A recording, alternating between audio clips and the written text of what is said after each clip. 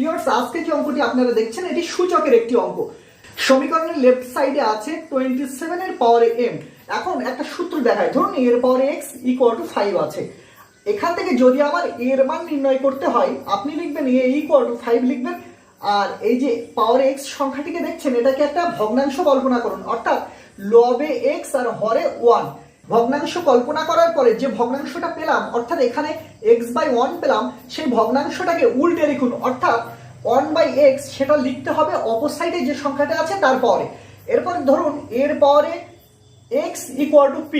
আপনি যদি এখান থেকে এর মান নির্ণয় করতে চান, তাহলে a ইকুয়াল টু আমি লিখবো p লিখবো, x এর নিচে কিছু নেই মানে হরে কিছু নেই মানে 1, সেই মানে আগেরটাই 1/x লিখবো। যদি অন্য কোনো সংখ্যা নেই, ধরুন এর পাওয়ারে 5 ইকুয়াল টু p আছে, সেক্ষেত্রে যদি এর মান নির্ণয় করতে চাই তাহলে p লিখবো। এখানে একটা ভগ্নাংশ কল্পনা করবো, অর্থাৎ 5/1 সেটাকে উল্টে লিখলে, অর্থাৎ ভগ্নাংশকে উল্টে লিখলে 1/5